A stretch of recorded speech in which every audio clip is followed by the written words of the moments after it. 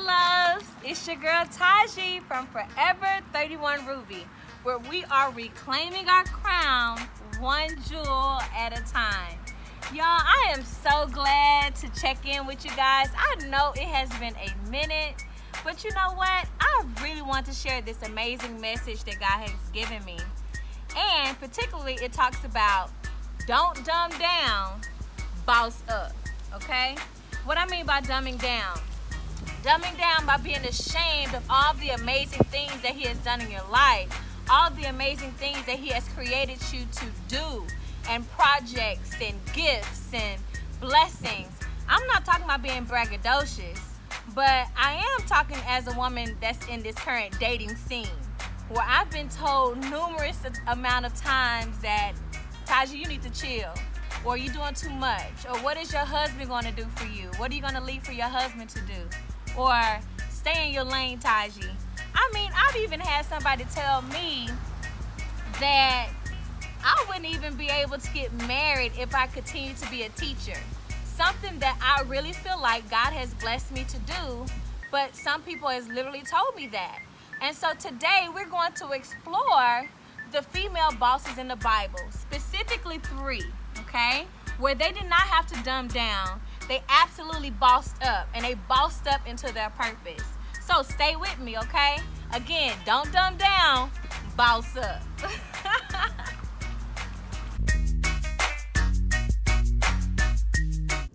All right, my loves, I'm back. I took a break and got out of the pool because I wanted to make sure that this message was as clear and that you had an opportunity to truly be able to invest and really learn about how to not dumb down, but to make sure that you are bossing up. If you can relate, make sure you put a comment in the comment section.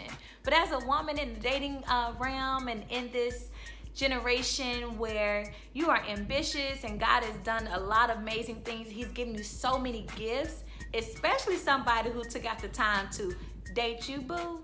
You figure out all the things that and the wonderful things that God wants you to do, and you really truly define your purpose. In that process, as you dating him and him over there and probably him over here, as you're kind of dating around, I kept getting the same common conversation. Taji, do guys ever get intimidated of you?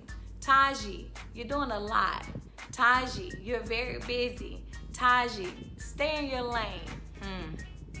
Yeah. And Taji, as long as you continue to be a teacher or to continue to do what you're doing, you're never going to get married. Like, I've been told this all the time. And I'm not gonna lie, initially I was like, you know what, I'ma chill, I'ma kind of stop, I'ma pause on investing, I'ma pause on those things because I don't want to be too much. I want to leave something to something that me and my husband can potentially do together. But then God said no. And in the process of me continuing to date me and find out who I am, I had to realize that some things I just have to be unapologetic about. You know what I mean? And one thing in particular is to make sure that I still bossed up and not to be ashamed. Because you know what? I had responded to someone. I was like, I'm not going to dim my light. I'm no longer going to dim my light anymore. And you know why? Because God had revealed to me that when you have a dim light, guess what? Predators come. Because as long as your self-esteem is low, as long as your light is dim, as long as you don't know your purpose, as long as you are not taking out the time to figure out who you are and whose you are, predators can pounce on you.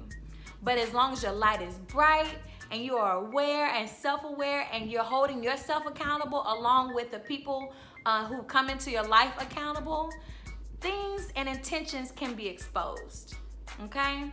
So you have to be mindful. Some of those people, they were amazing people at the time and they taught me so much, but you have to be mindful of some people come in your life because to dim your light because of their own insecurities or the fact that they did not take out the time to figure out who they were.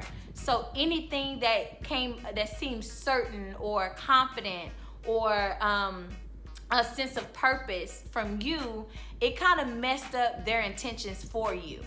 Again, anything that seemed to deflect their objective, then they were trying to dim that down. And you have to be mindful of that. But anyway, as I promised, I'm going to talk about 3 amazing women in the Bible who bossed up. The amazing thing is not that they actually bossed up.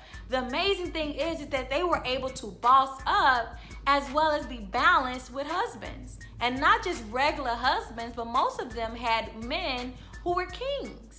So I wanted to make sure that I brought that to your attention. So the first woman that I am going to talk about is Queen Esther. If you are interested in reading more about her, make sure you go to Esther and read chapters 1 through 4. It does, I said King James Version, but there's so many different versions of the Bible if you wanted to kind of study her. But one thing that I wanted you to be mindful of Queen Esther, because I'm not going to read the scriptures, but I wanted you to be mindful of the fact that she was courageous. But initially, what really caught the eye of her husband, and I'm looking down, looking at my notes, the king, was the fact that girl was bad. She was beautiful. And at the time, he was looking for a beautiful wife. He was looking for someone that he can show off. So that's what got her through the door. But once she got into the door, there was an issue with, she kind of hid for a minute that she was a Jew, but there was an issue with her people. And God had positioned her to be able to be unapologetic about who she was and to save her people. So initially, she was super, super beautiful, but her boldness, her unapologetic behavior, and then also her ability to be wise and wait for the right timing lent her the ear of her husband and gave her the ability to get his respect as well as save her people. To be honest with you, Esther was a boss, okay? And one of the key points that I want you to be mindful of is that she initially caught the eye with her beauty. However, once she was in the palace, it was her ultimate purpose to save her people. She didn't stop at beauty. Her boldness and preparation gained the respect and ear of her husband, King Xerxes.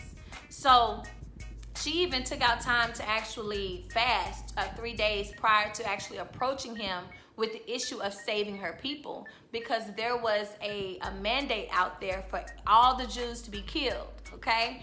And she was the one in the position to be able to save her people.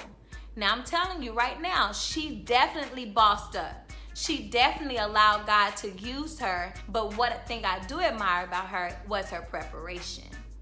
Okay? So, before I get to the second boss that I'm going to discuss today, if this message is something that you are truly feeling, make sure that you are following me on Instagram at Forever31Ruby. I put it right there in the comment section, or actually on the video. Feel free to follow me on Instagram, because I don't know how y'all feeling, but I can only be transparent about how I feel as I explore this topic. But if you have some comments, just go ahead and feel free to leave me some comments in the comment area, okay? Ruby Nation, as we continue this Boss Up series, make sure that you stay tuned for the next upcoming episode. Again, do not dumb down, boss up.